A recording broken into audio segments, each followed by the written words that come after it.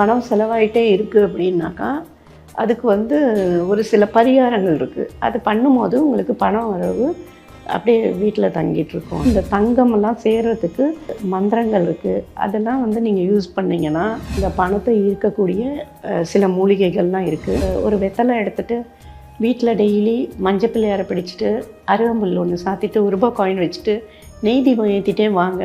வீட்டில் செல்வ வளம் பெருகும். அதில் இந்திரலோகத்துலேருந்தே வந்த ஒரு அற்புதமான ஒரு மூலிகை இப்போ கண்டுபிடிச்சது.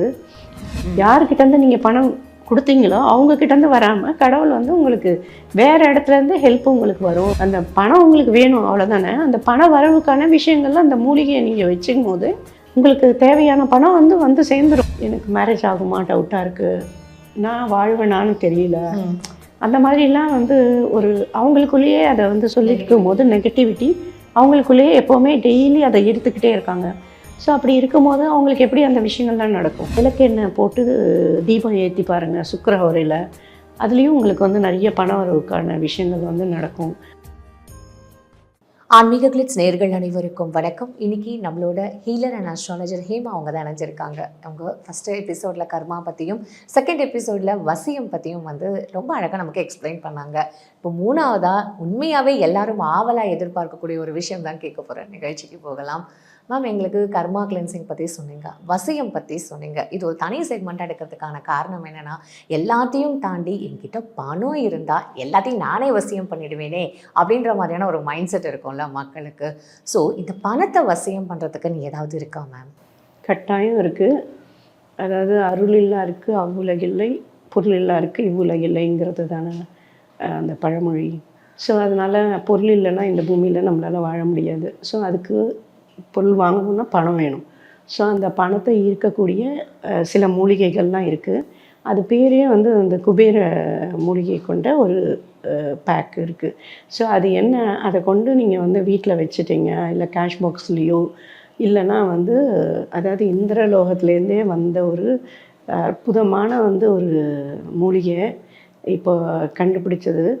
ஸோ அது நீங்கள் அது கூட சில வேறு இந்த மூலிகை ப்ளஸ் பச்சை கற்பூரம், சில ஏலக்காய், சில எல்லாத்தையும் அந்த மூலிகை தான். அது ரொம்ப கிடைக்காதது. அது மலையிலேருந்து தான் எடுத்துகிட்டு வரோம். அது இப்போ தான் ரீசெண்டாக கண்டுபிடிச்சது. நானும் நிறைய மூலிகைகள் இந்த பண வரவுக்காக நானும் ட்ரை பண்ணது உண்டு, கொடுத்துருக்கேன். ஆனால் இந்த மூலிகை இப்போ ரீசெண்டாக வந்ததுனால இந்த மூலிகையை நீங்கள் வைக்கும்போது 100% ரிசல்ட் கிடைக்கிறது. அதாவது அதை கொண்டு நாங்கள் கொடுக்குற அந்த முடிச்சை நீங்கள் கொண்டு நீங்கள் கேஷ் பாக்ஸ்லேயோ, இல்லை வியாபாரம் பண்ணுற இடத்துலையோ, இல்லை நீங்கள் உங்களோட பர்ஸ்லேயோ பேக்லேயோ இல்லை வச்சுருந்தோன்னா கட்டாயம் அதில் பண ஈர்ப்புக்கான அத்தனை விஷயங்களும் நடந்து பணம் அது கூட சேர்த்து ரூபாவோ இல்லை 10 ரூபாவோ இல்லை 500ஓ ஏதோ ஒன்று வச்சிங்கன்னா கட்டாயம் அது பண ஈர்ப்பு கொண்டு கொடுக்குறது. அது வேணுங்கிறவங்கள எங்களை தொடர்பு பண்ணாங்கன்னா கட்டாயம் நாங்கள் அதை கொடுப்போம். அது ஒரு சின்ன முடிச்சு தான். ஆனால் அந்த மூலிகைக்கு அவ்வளோ பவர் இருக்குது. அது கூட நீங்கள் நெய் விளக்கு ஏற்றி பூஜை அறையில் வைக்கிறதா இருந்தோன்னா நெய் விளக்கு ஏற்றிட்டு அந்த வெத்தலையில் மஞ்சள் பிள்ளையாரை பிடிச்சிட்டு அந்த மூலிகையும் நீங்கள் வைக்கும் போது கேஷ் பாக்ஸ்லேயோ இல்லை பீரோலையோ வைக்கும் போது அபரிதமான பணம் வருது. ஓ, சூப்பர் மேம்.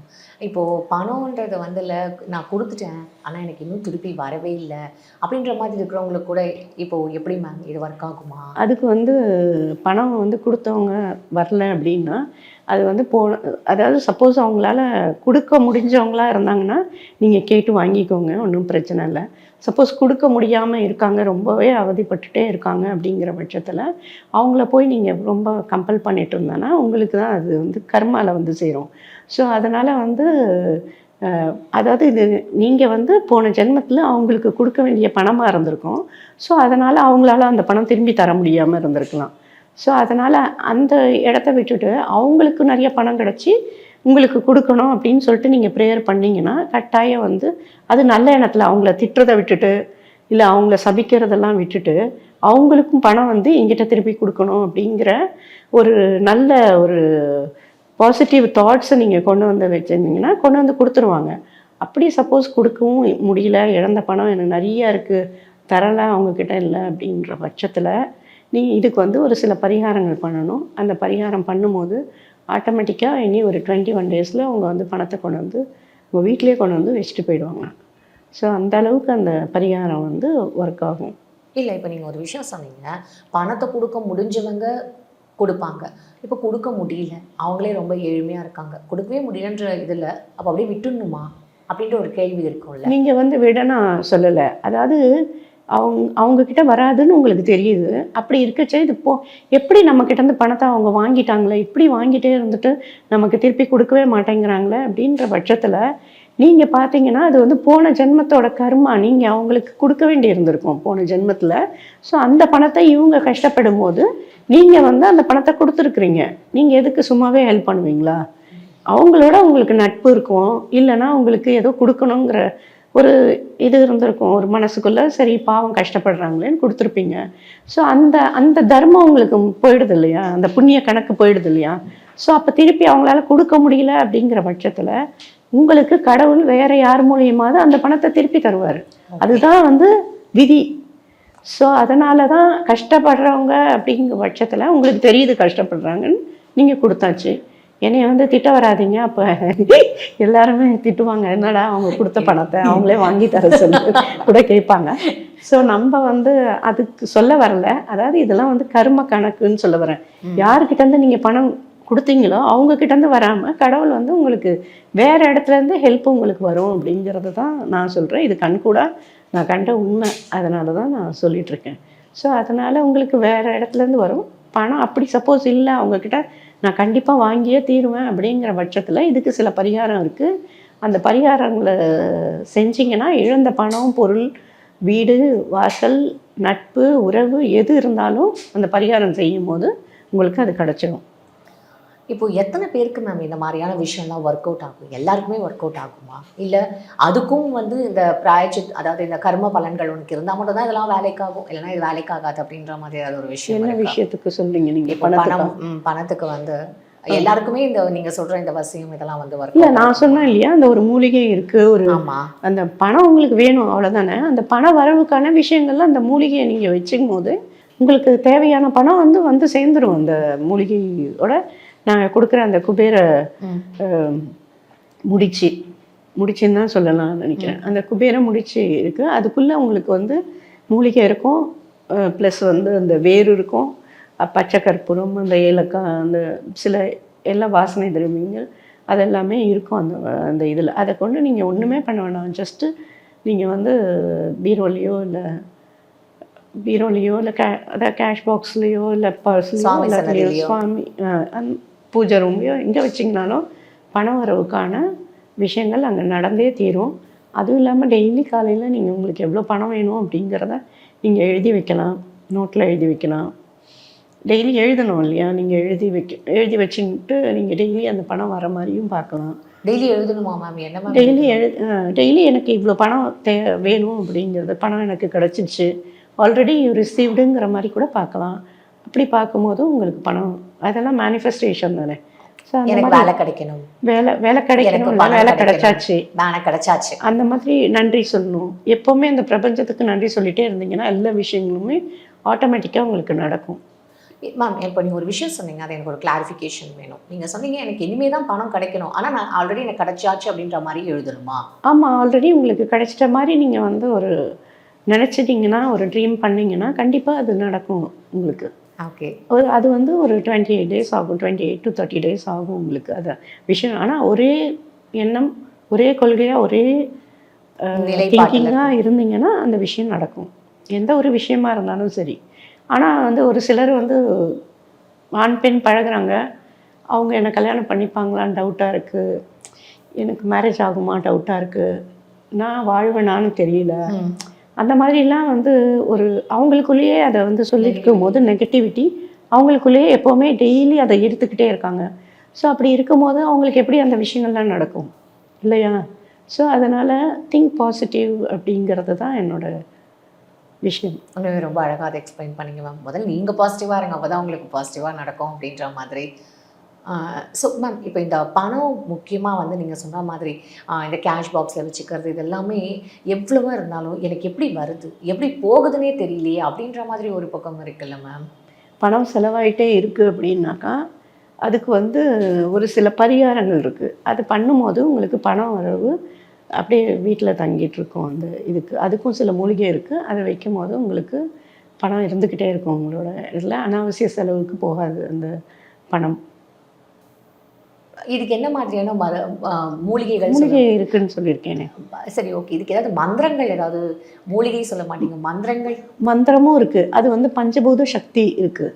அந்த மந்திரங்களில் பஞ்சபூத சக்தியை வந்து நீங்கள் வணங்கிட்டு அந்த அந்த பரிகாரத்தை செஞ்சிங்கன்னா கட்டாயம் உங்களுக்கு பணம் வந்து அனாவசிய செலவுக்கு போகாது. நல்ல விஷயங்களுக்கு மட்டுமே செலவாகும். இந்த மெடிக்கலுக்கு அதுக்கு இதுக்கெல்லாம் போகாது பணம்.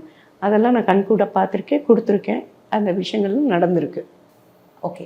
இப்போ என்னால் வர முடியாது, எனக்கு பணம் தேவை, அதுக்கு முதல்ல வர்றதுக்கு ஒரு எளிமையான ஒரு பரிகாரம் சொல்லுங்கள் அப்படின்னு சொல்லிட்டு இப்போ பார்க்குற மக்கள் கேட்குறாங்க. என்ன சொல்லுவீங்க? பணத்துக்கு ஒரு எளிமையான பரிகாரம் அப்படின்னு சொன்னால் அதான் சொன்ன மேனிஃபெஸ்டேஷன் பண்ணுங்கள். எனக்கு இவ்வளோ பணம் வேணும், எனக்கு இவ்வளோ பணம் வந்தாச்சு, எனக்கு இந்த பணம் வந்து இந்த தேவைக்காக, இந்த பணம் எனக்கு தேவைக்காக நான் இந்த பணத்தை வந்து யூஸ் பண்ணணும் அப்படின்னு சொல்லிட்டு நீங்கள் நன்றி சொன்னீங்கன்னா அந்த பஞ்சபூத சக்தியும் சரி, யூனிவர்ஸும் சரி, எல்லாமே உங்களுக்கு வந்து நீங்கள் என்ன விதைக்கிறீங்களோ அதுதான் உங்களுக்கு திரும்பி வரப்போகிறது. ஸோ அதனால் எனக்கு வேணும்னு கேட்குறத விட ஆல்ரெடி யூ ரிசீவ்டுங்கிறத பார்த்தீங்கன்னா you will get it all. இதில் எல்லா விஷயத்துக்குமே அது ஒரு நல்லது உங்களுக்கு. அந்த மாதிரி இருக்கும்போது நீங்கள் வேணால் ட்ரை பண்ணி பாருங்கள். அந்த மாதிரி இருக்கும்போது உங்களுக்கு எல்லா விஷயமுமே பாசிட்டிவாக தான் நடக்கும். பணம் தாண்டி இப்போ கோல்டு ரேட் எல்லாம் நமக்கே தெரியும், என்ன எப்படி போயிட்டுருக்குன்னு. வீடு, வாசல், பங்களா, காரம், எவ்வளவோ விஷயங்கள் இருக்குது. ஏன்னா அத்தியாவசியத்தையும் தாண்டி இந்த மாதிரியான ஒரு விஷயங்கள்லாம் நம்ம வந்து ஆசைப்படும் போது அது நடக்கும் அப்படின்ற மாதிரி இருக்குது. அதை எப்படி மேம் நம்ம அடையிறது மேனிஃபெஸ்டேஷன் ஒன்று. எவ்வளோ பெரிய பணமாக இருந்தாலும் நான் இதை பெற தகுதியாக இருக்கேன், எனக்கு இது எனக்கு கிடச்சாச்சு. அப்படியே அது எவ்வளோ லட்சமாக இருந்தாலும் கோடியாக இருந்தாலும் பரவாயில்ல, ஃபஸ்ட்டு யூ பிலீவ் தட் உங்களுக்கு அது கிடைச்சிடும் அப்படிங்கிறது நீங்களே வந்து பிலீவ் பண்ணால் மட்டும்தான் அந்த விஷயம் நடக்கும். அதே மாதிரி இந்த தங்கமெல்லாம் சேர்கிறதுக்கு சில டைம் இருக்குது, மந்திரங்கள் இருக்குது. அதெல்லாம் வந்து நீங்கள் யூஸ் பண்ணிங்கன்னா, சில மூலிகை இருக்குது, அதெல்லாம் யூஸ் பண்ணும்போது ஆட்டோமேட்டிக்காக தங்க நகைகள் வந்து தங்கமாக இருக்கட்டும், சில்வராக இருக்கட்டும் சேரும். எப்போவுமே ஒரு வீட்டில் வந்து வெள்ளி நீங்கள் நிறைய வச்சுருந்தீங்கன்னா அந்த வெள்ளியை இழுத்துட்டு அந்த தங்கம் வந்து வீட்டுக்குள்ளே சேரும். ஸோ அதனால் வெள்ளியை கொஞ்சம் நிறைய வாங்குங்க. இப்போ 1 கிலோ வாங்க முடியாது, இல்லை 100 கிராம் நீங்கள் வெள்ளி வாங்கி சுவாமிக்கிட்ட வச்சு பாருங்கள். அடுத்த நிமிஷம் உங்களுக்கு 2 கிராம் 5 கிராம் வந்துடும். ஸோ அது ஈர்க்கும். ஸோ அந்த மாதிரி உலோகம் தானே ஈர்க்கும். ஸோ அந்த விஷயங்கள்லாம் செஞ்சு பார்த்தீங்கன்னா உங்களுக்கு வெள்ளியாவது நிறைய வாங்குங்க, அதுக்கப்புறம் நம்ம தங்கத்தை அதுவே தானே இழுத்துக்குன்ற மாதிரி. ஆமாம், வெள்ளி வந்து யார் வீட்டில் வெள்ளி வந்து ஜாஸ்தி வச்சுருக்காங்களோ அவங்க வீட்டில் தங்கமும் இருக்கும் கண்டிப்பாக. ஸோ அது வந்து வெள்ளி வந்து தங்கத்தை வந்து சின்ன நிறைய சீக்ரெட்லாம் நீங்கள் எங்கிட்ட வந்து வாங்கிட்டீங்க. அது வெள்ளியை வந்து இருக்கும், நீங்கள் வேணால் ட்ரை பண்ணி பாருங்கள். அது நிறைய சம்பாதிச்சிருக்கேன், ஆனால் வீட்டில் வச்சுக்கிறதுக்கே ரொம்ப பயமாக இருக்குது. அதனால் நான் போய் பேங்கரில் லாக்கர்லாம் வச்சுருக்கேன்ல, அதுக்கு எஃபெக்ட் இருக்கா? அது உண்மையாகவே அதுக்கும் இதுக்கும் தொடர்பு? லாக்கரில் இருந்தாலும் நீங்கள் அடிக்கடி எடுத்து அதை புழங்கினா தானே உங்களுக்கு இன்னும் கொஞ்சம் ஜாஸ்தி எப்படி வரும். எப்போவுமே லாக்கரில் வச்சுருக்கவங்க அடிக்கடி எடுத்து போட்டு அவங்களுக்கு என்ன பூஜை பண்ணி அதை திருப்பி வைக்கணுங்கிறது பெரிய பெரிய ஆட்களுக்கு வந்து தெரியும். தெரியாத ஒரு சிலர் கொஞ்சமாக நகை வச்சுருக்காங்க, லாக்கரில் போய் இருக்குது அப்படின்னு சொன்னால் அதை அடிக்கடி எடுத்து பூஜை பண்ணி திருப்பி எடுத்து வைக்கலாம். அதுக்கு சில மந்திரங்கள் இருக்குது, மந்திரங்களும் இருக்குது, மூலிகைகளும் இருக்குது. அதெல்லாம் வைக்கும்போது ஆட்டோமேட்டிக்காக உங்களுக்கு தங்க நகைகள் வந்து சேரும். லாக்கரில் வைக்கிறதுல தப்பு இல்லை ஒன்றும் இல்லையா, அது சேஃபாக இருக்கணும் அப்படின்னா அடிக்கடி. ஆனால் அதை எடுத்து போட்டு பார்க்கணும், அதுதானே நமக்கு. ஸோ அது நல்லது தானே. இப்போ நான் வந்து தங்கம் தான் போடணுன்னு இல்லை, வெள்ளி செயின், வெள்ளி மோதிரம், வெள்ளி இது அது ரிலேட்டடாக கூட நான் எது போட்டாலுமே அதுவும் எனக்கு நல்ல ஒரு பலனா? வெள்ளியை நீங்கள் தான் போட்டு வாங்கி பாருங்களேன், அடுத்த இன்னொரு மாதத்துலேயே உங்களுக்கு தங்க நகை வந்து சேரும் ஆட்டோமேட்டிக்காக. நீங்கள் போட்டிருப்பீங்க கழுத்தில்.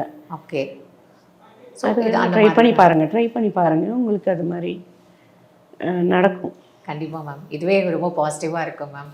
அப்புறம் அடிக்கடி நீங்கள் வந்து ஒரு வெத்தலை எடுத்துகிட்டு வீட்டில் டெய்லி மஞ்சள் பிள்ளையாரை பிடிச்சிட்டு அருகம்புல் ஒன்று சாத்திட்டு ரூபா காயின் வச்சுட்டு நெய் தீபம் ஏற்றிட்டே வாங்க, வீட்டில் வந்து செல்வ வளம் பெருகும். அதில் அதே மாதிரி அடிக்கடி வந்து பணம் வந்து செலவாயிட்டே போகுது, கட்டுக்குள்ளே நிற்கலை அப்படின்னா கத்தாழைய வீட்டு வாசல்லையோ இல்லை பின்னாலேயோ நீங்கள் வளர்க்கும் போது பணம் வந்து கட்டுக்குள்ளே நிற்கும். அது இப்போ அந்த மஞ்சள் பிள்ளையார் சொன்னீங்க, அந்த மஞ்சள் பிள்ளையார் டெய்லி மாற்றும் போது அந்த அந்த மஞ்சளை என்ன மேம் பண்ணுறது? அந்த மஞ்சளை வந்து துளசி செடியிலையோ இல்லை அட்லீஸ்ட் வாரத்துக்கு ஒரு வாட்டியாவது அந்த மஞ்சள் பிள்ளையார் அப்படிங்க வெள்ளிக்கிழமானா சுக்கிரஹோரையில் இது பண்ணுங்கள். அதே மாதிரி சுக்கிரஹோரையில் நீங்கள் வந்து கேஸ்டர் ஆயில் என்ன சொல்லுவாங்க, விளக்கெண்ணெய் போட்டு தீபம் ஏற்றி பாருங்கள் சுக்கிரஹோரையில். அதுலேயும் உங்களுக்கு வந்து நிறைய பண வரவுக்கான விஷயங்கள் வந்து நடக்கும். அடுத்து எங்ககிட்டேயும் வந்து ஒரு 21 மூலிகை கலந்த ஒரு ஆயில் இருக்குது. அதை நீங்கள் வந்து விளக்கேற்றும் போது வீட்டில் பணப்பழக்கம் எப்போவுமே பணம் இல்லை அப்படிங்கிறது இருக்காது, எப்போவுமே பணம் இருக்கும், நிறைஞ்சு இருக்கும்.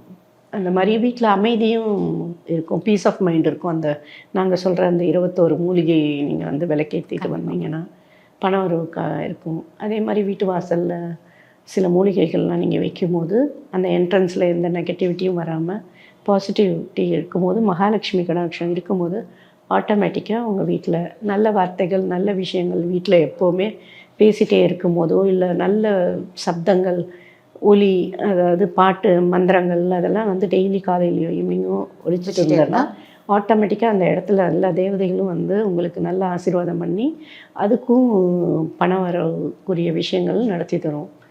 ஸோ நிறைய விஷயங்கள் இருக்குது பணத்துக்கு. ஆனால் பணம் இந்த மாதிரி விஷயங்கள்லாம் பண்ணும்போது பணம் ஆட்டோமேட்டிக்காக உங்கள் வீட்டில் வந்து நிறைஞ்சு இருக்கும்.